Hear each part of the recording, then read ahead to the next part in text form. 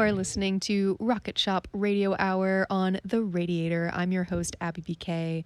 And now begins Rocket Shop. With us today, we have Avery Lavoie. How are you? I'm really good. Yeah, super grateful to be here. Yes, we're so excited to have you. So the last time that I saw you, and maybe some people listening may have heard you, was at the Venetian Soda Lounge and their singer-songwriter competition. So how have you been since, and what have you been up to musically? When do we remember when that was? March, maybe? March. That's my guess, but that's a guess. I think it was March. Yeah. In April, I think that was before that, played my first show in Vermont. Okay. That was really exciting at the Firefolk Gallery in Waitsfield. And then after that, have I done anything since then? I don't think I've played any shows since then, but really love that community, and it brought us together. Yes. So I think this is like the next show after Venetian. Yeah. I did play some music at a family reunion last weekend. Oh, lovely. So that was really fun too. Yeah. If we're getting the date right, even. I feel like we don't know. But so do you have plans on trying to build out your gigging? Is that like a goal of yours? Or are you focusing more on like the writing aspects at the moment? I had a goal earlier this year. This is going to be like my music and dance year, and an approximate goal of playing a live show or out in public every month. And it's been about every other month, and that's fine with me. Yeah. I think I'm taking a bit more of an organic approach, and really appreciate just making connections in Vermont and seeing kind of what comes up. Yeah. And also just like realizing how much work it is. It's a lot. Yeah. So when did you get started with your own music? So you kind of said that you hadn't played live until pretty recent, but had you been writing and performing kind of like on your own? How long has that journey been? I would say I picked up a guitar in 2016 and have always been writing poetry, really for myself. And I moved to Philly in 2022, and played a lot more with friends and was starting to share my music more and feeling more comfortable sharing what was coming from my heart. And so, yeah, it's been this sort of unfolding of taking it from a very internal place and feeling ready and called to share and connect with other people. Yeah, definitely. I mean, a special gift. And in terms of like your writing then, since you are a poet, do you feel that you still write all of your lyrics first, almost like a poem, and then add music? Or now that you're playing guitar, is it a bit more of a combined process for you? That's a good question. Sometimes it's hard to, I'm sure you know, Yeah. hard to parse that out.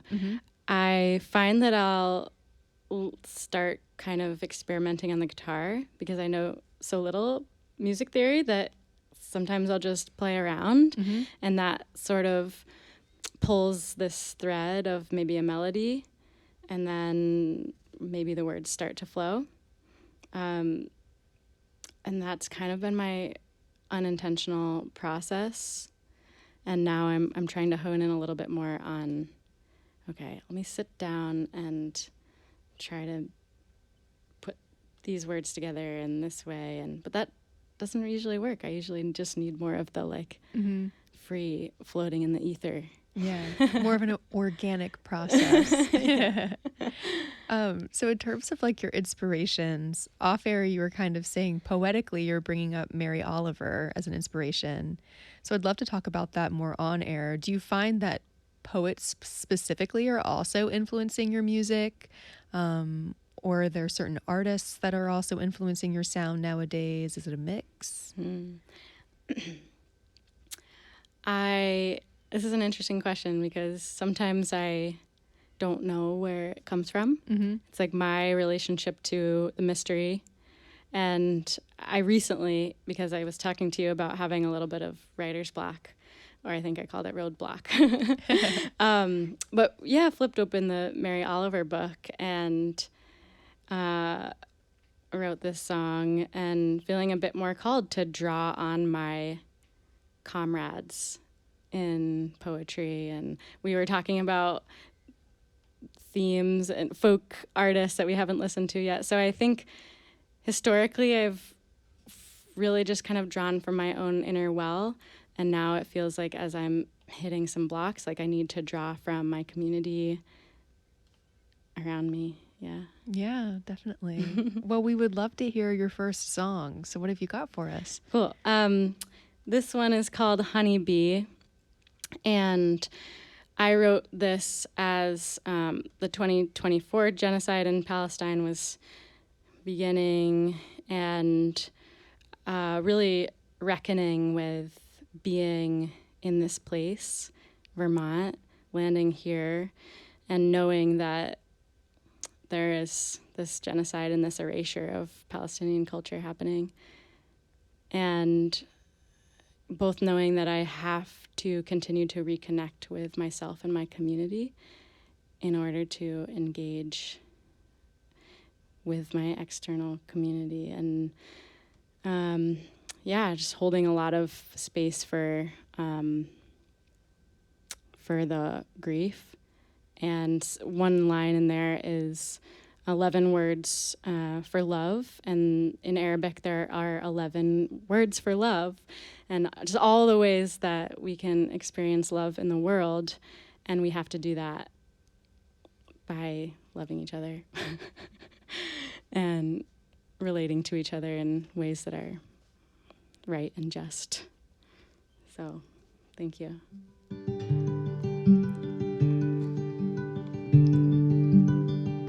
Swiftly as the swallow flies, surely as the fox she hides, a whisper on the wind, and the silence deep within will ask questions of each other and how we came to be, and will linger at the impasse until we all are free. And honey, I'll be your honeybee, from the river to the sea, to the olive tree. Dreams for the land that will flow with milk and honey, and 11 words for love floating on the breeze above. But we'll hear their cries as morning doves, as clearly as the summer sky rolls by. And honey, I'll be your honeybee, from the river to the sea, to the olive tree. I'll be your honeybee, come back to me. Braided corn husks blowing in the wind, sentinels atop the hill they call the winter inn. And we'll gather and we'll glean, try to find the space between, in the purpose and the meaning of the healing. And honey, I'll be your honeybee, from the river to the sea, to the olive tree. I'll be your honeybee, come back to me. But we'll long for distant lands, and we'll yearn for distant shores. But we're ragged revolutionary down to our core. But we wage our distant wars, and the ones we find within, until we all find reason to be at peace. And honey, I'll be your honeybee, from the river to the sea, to the olive tree. I'll be your honeybee, come back to me, come back to me, come back to me, come back to me.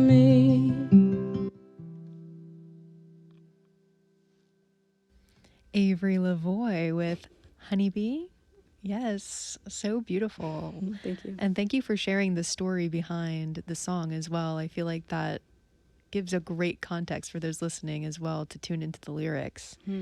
So tell us a little bit more about your Vermont background. So you recently came back to Vermont. Why and what has been your journey? Like, what brought you back? We're happy to have you here. I was pulled back into the vortex of Vermont.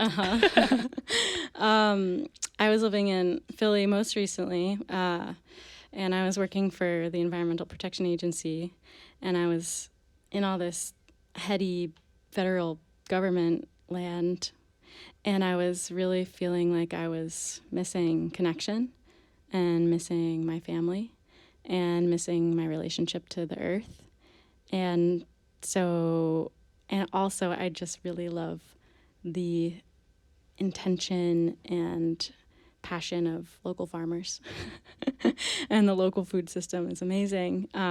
So I really wanted to come back and ground back into this community and these mountains and these rivers and this lake and be part of my home. Mm-hmm. Yeah. So you grew up in Vermont then. Mm-hmm. Where in Vermont did you grow up? I was born in Huntington. Okay. Yeah, Sacred Valley. Awesome. And how do you feel like the environment and also your like passion for wellness, how do you feel like those two things tie into your music?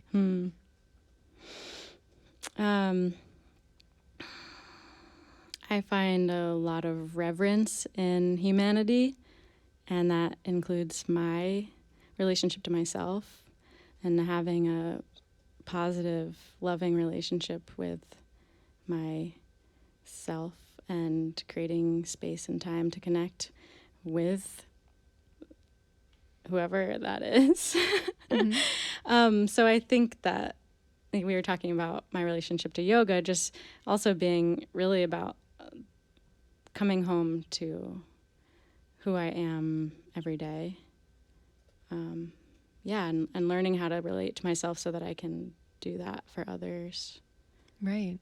And do you want to share with everyone over air a little bit more about your background in yoga and maybe how that kind of ties into music too? Yeah. Sure. It's always been a really kind of private journey. And Diane Cohn, a really dear friend, was my yoga teacher when I was 12 or 13 and really set up this foundation of, this something I can always come back to feel grounded and connect to the earth and connect to community, because that is what yoga is. And so stepping a little bit more into sharing and perhaps a space holder for other folks who are interested in what their yoga looks like and what it can look like outside of a system that has erased or can remove parts of what yoga is, to just focus on the body instead of the heart. Yeah, definitely. Yeah. And yoga obviously also includes healing through sound. So do you feel like that's like a really, like that's such an interesting tie to me between like the mind, body, music connection? Do you find that that's kind of like a similar feeling that you get from doing like yoga and sound healing as you do like playing your own music? I love. Yeah. I love this question. We're vibrating beings, resonating, and so music is what brings the harmony for my own body. Yeah, it's so feels good. Yeah, to share and express, and to be in tune with others. So absolutely, yeah. Just like how we connected at Venetian, or how any of these folks in Vermont connect over music. Yoga.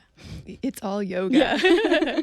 That's what this, like, if there's an episode name, it should be called It's Really Just All Yoga. Yeah, yoga is life. I love it. Well, we would love to hear your second song. So what do you have for us? Yeah, sure. Do you want a little background? Sure, yeah. I was at a friend's cabin in Cabot. Thank you very much to the Cafferkeys. And I was alone and really tuning into the sort of other than human realm and this relationship that we have with animals and other beings, and considering how much wisdom that they have and that we might not understand. And this is a song a little bit about my relationship to grief around extinction. And also the last couple of verses are really about love and the stories that are part of all of us.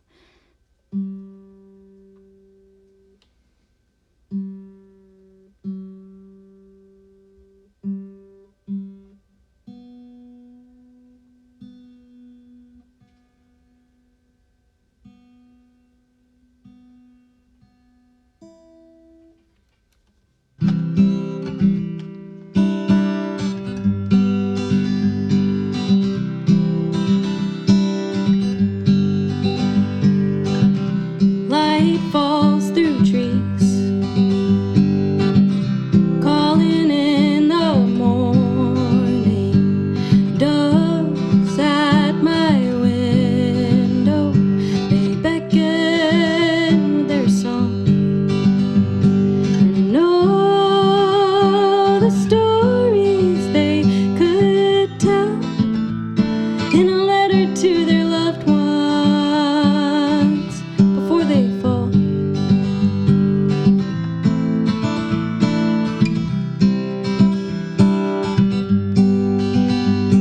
I listen to sandhill cranes find their way back home somehow over Buffalo Plain. I can't explain it. And all the stories they could tell in a letter to their loved ones before they fall.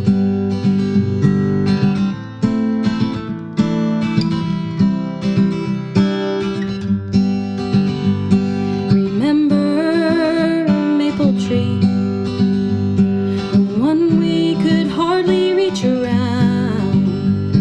We stand together looking up in awe of just our luck, just to be together, just us three. And all the stories we could tell in a letter to our loved ones before we fall.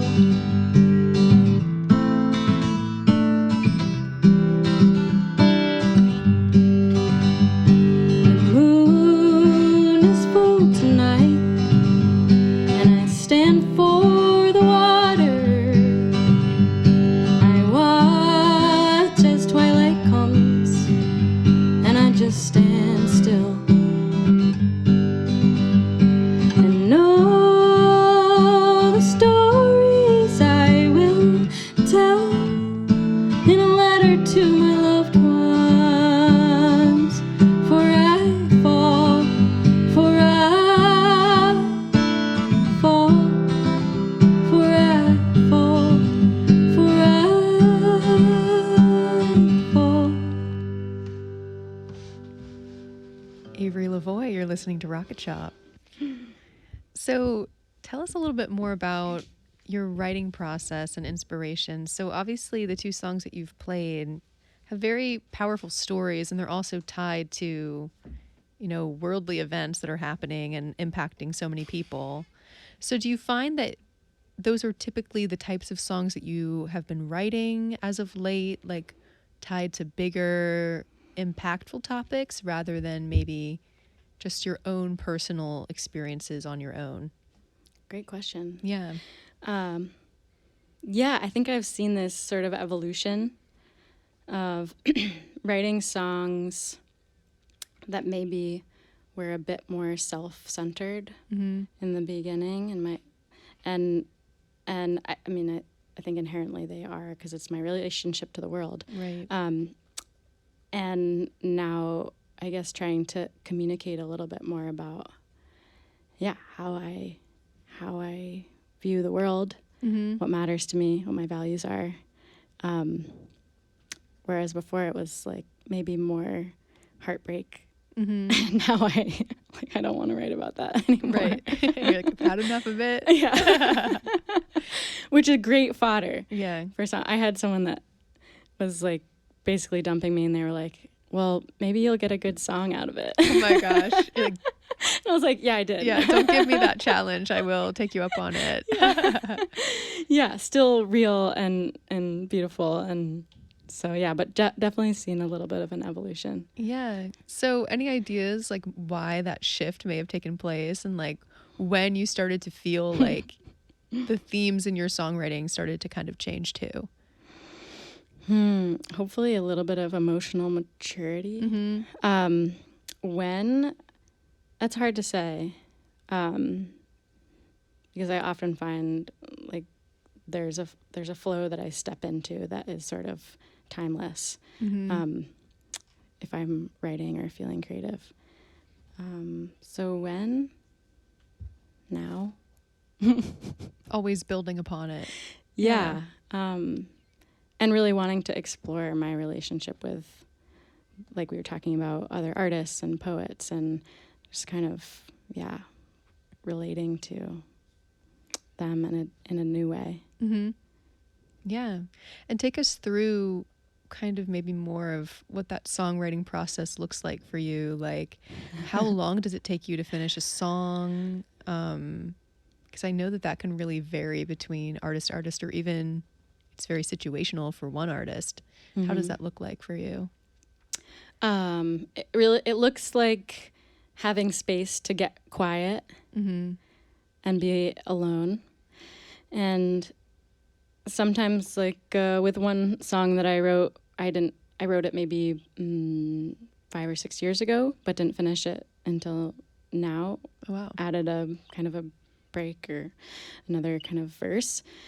And recently, I find that usually if I'm giving myself enough space and time, I can sit down and finish a song in an hour, or like have sort of an outline that I like, and then the iteration is maybe years, but knowing that they're never complete. Right. Yeah. Yeah. And how like often do you find yourself just kind of being like sitting down in that silent spot and doing that? I wish it was more often. These days it's not. It's usually when I'm not working at this job or that job. And I love the idea of waking up every morning and doing the like 3-page Artist's Way thing where I'm like practicing creativity. But sometimes it's just, I have 4 free hours. And I'm by myself, and this is what I'm going to do. Yeah. So how many songs like in total do you think you've written, or like, and how many are you like actively like, these are ones I should play for gigs? I think I have like 20 songs. And as I am kind of building my relationship to them a little bit more, I kind of like my more recent, I am feeling more comfortable sharing my more recent stuff. But I think I just played like my first hour set. I did have a show at Vermont Cider Lab. I forgot about that one. That was really fun. Yeah, it's so exciting. So I think there's like 8 to 10 songs that I feel ready to share, release into the wild. Yeah, gotcha. And are you hoping to aspire to also release them as like an album and a bigger project for other people to find more conveniently rather than just listening to you live? I've started recording one. Really hats off to all the people that are doing that, because it's so much work, and all the producers and people that spend their energy doing that.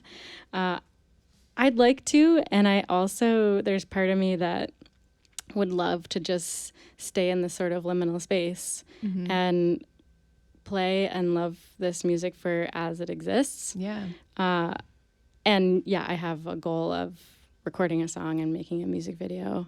But it's new for me. Mm-hmm. So like things like finding grants and doing that. It's a lot of work. Yeah, totally. Yeah. So the ideas that you do have, is there a specific song that you're hoping to focus on? And then also, which is the one that you have like the visual music video idea for? Ooh, it's this song. I was falling in love with someone, and then I also realized that I was like, is this about falling in love or is this about dying? Which has been a theme that we were talking about earlier, because I'm an advocate of natural burials and a big fan of talking about death. So it has like, there's a line that, am I falling in again? Am I falling in again? Let me ease in. Let me ease in. So it's very much both sides of the same coin, love and dying. And so I that's a song that I recorded, and I hope to create some visual representation. Thinking cool. Like water, light, dark. Yeah. Mystical. Totally. Do you feel like when you're just writing songs and performing songs, do you tend to kind of get those visuals in your head? Or have you found that it's only specific songs like the one that you're describing that those visuals are more vibrant? I'd love to know what you do. Yeah. I think they're really distinct, separate processes. Yeah, but as I have more of a solid finished songs and more of them, to the point where I'm like, okay, I could layer on something else here, but getting it out of my head and into the real world. Yeah, it's hard to communicate it sometimes. Yeah, I'm like, imagine like this dark shape in this space under this thing, and it's like doing this other thing. But you see it all so clearly in your head. You're like, come on, just get on the same wavelength. Yeah. So, and like I think that we need to do this together too. Like I would love to bring in other minds, and because we're so interconnected, and those getting on that harmonious frequencies. Yeah. The power in communal music, for sure. I love that. I wish the listeners could see the hand motion they just did. Rock on. Oh. I love it. Well, we would love to hear your third song. So what is your third song tonight? Yeah, what is my third song? Whatever you'd like. Amazing. Wow, my choice. That's amazing. I feel so empowered. Yeah, I think I'll play... this is a song I wrote in Idaho. This is a breakup song. And the lyrics used to be, I'm not sorry. And now they are, I'm sorry, because the emotional evolution. Just kind of getting in touch with my heart and realizing, how much I was blocking love instead of relating to it and opening. It's time I wrote you that letter. Of all the times that I tried, I swear I sat down to write it at least 1,000 times. I swear I didn't mean to hurt you, but my heart had turned to stone. I said I'll be back in the morning, but I left you all alone. And I'm so sorry, and baby, that's the truth. And I'm so sorry, and baby, that's the truth. And I'll cry for you anyways. The tears take the pain away.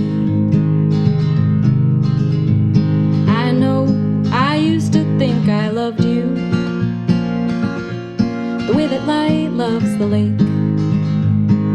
Maybe I was wrong to trick you, but it's my heart that's fake. And I'm so sorry, and baby, that's the truth. And I'm so sorry, and baby, that's the truth. And I'll cry for you every day. Maybe it'll save me. And it's the long nights of winter makes me miss you better than the sun. And I know I could have loved you better when it's all said and done. And I'm so sorry I left like a smoking gun. And I'm so sorry I'm out on the run.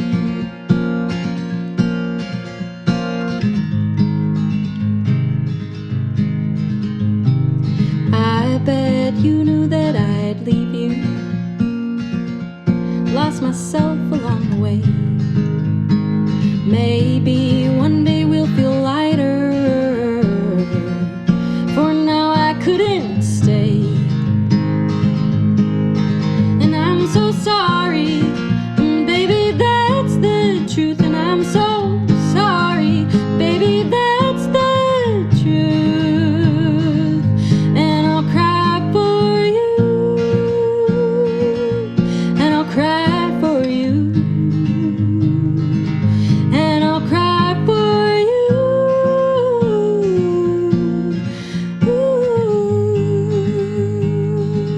And I'll cry for you, and I'll cry for you.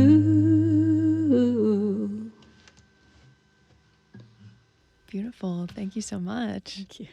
So take us through a little bit more of your journey with performing. So you're back in Vermont, you're putting yourself out there performing.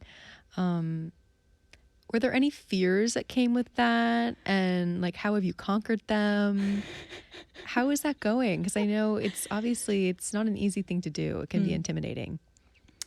Love, fear. Yeah, gotta combat it.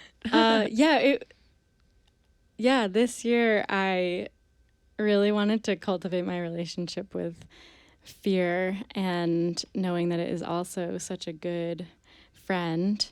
And when I feel it, that might mean that I need to lean in. Mm-hmm. And especially coming home to Vermont, I like growing up here, feeling a bit more vulnerable now, sharing a kind of a part of myself that I hadn't before. I grew up singing in a cappella in high school and college, and so I have this sort of performance, but adding the guitar was really hard. Still don't feel comfortable, which I just want to be real about. It's not innate. You were sharing too that you are definitely a vocalist and songwriter, and so building this relationship with this instrument and just being okay with stepping into a space and making mistakes and needing my song lyrics with me and just being like, there's no rule. I can just I can share the imperfection. So yeah, a lot of it it always feels scary. Mm-hmm. Yeah. Can you relate? Oh, totally. Yeah. Yeah. I feel like everyone can in any capacity, whatever they're passionate about. Yeah. You got to put yourself out there, and there's fear that comes with that. So what do you think are maybe like your biggest goals? Like, what are your new fears maybe with music that you hope to conquer since you've been taking strides, obviously, as of late? What are you striving toward?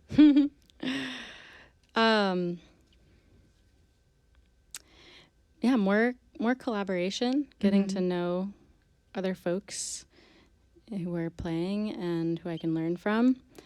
I think, finding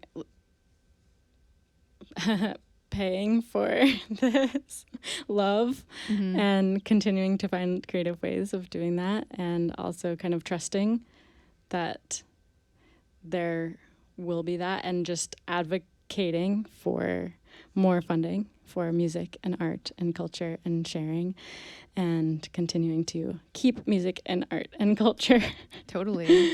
in our schools, early education, and in our lives. Yeah, definitely. Well, unfortunately, we are kind of running out of time on the show today. So we always like to give all of our guests the opportunity to really promote themselves. So let everyone know where we can support you best, follow along with your music and all that jazz. Right now, I'm just on Instagram. I have a YouTube channel with a couple of things up there. I have a show September 20th at the Firefolk Gallery in Waitsfield, and they're awesome. So highly recommend supporting them. And that's about it from now, but I'll keep you posted. Yes, everyone follow along so that you you hear all of the updates with Avery. Oh, thank you. And well, last but not least, we would love to hear your final song for the evening. So what have you got? Sure. This is a work in progress. This is the other night, so I wasn't sure if I was going to share it, but it's based off an essay by Mary Oliver about a injured gull that they found and brought home to rehab, and it died. And so this is its story, their story. Many years ago, I brought home the gull. It was bitter cold, body broken, eyes half shut, but he was alive.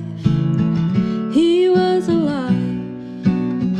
Looked at us with eyes bright and clear. He loved the light.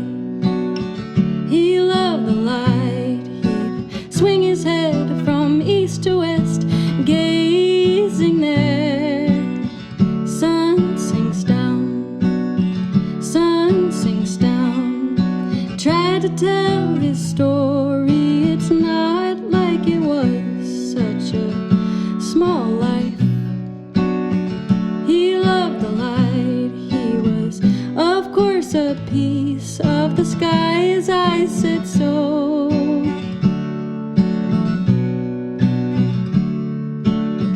This is not fact. There is no proof. And we grew fond of a little gull.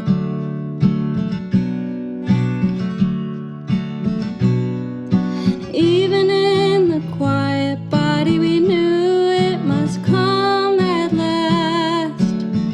Come at last. Tender colors reaching everywhere.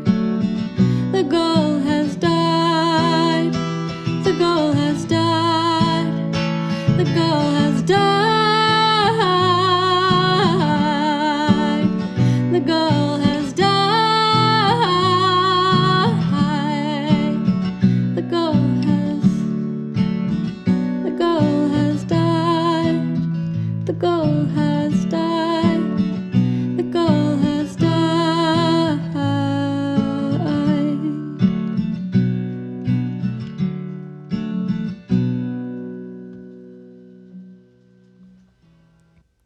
Avery Lavoie, thank you so much for coming on the show. Thank you so much for it's having been me. awesome hearing you, and I'm sure we'll all continue to follow along with what you're doing. Thank you, Abby. Thank you, Bob. Thank you, Ross. Yeah. Thank you, Keegan. Bob Ross over in the corner and Keegan to the left. And listeners, thanks so much for listening to Rocket Shop Radio Hour. Next week we have Frank Erickson, so make sure to tune in next week as well at the same time. And as for now, this has been Rocket Shop. I'm your host, Abby BK, and we'll see you next time. Woo! Thank you so much. That was so fun. Yes. Wow. You're amazing.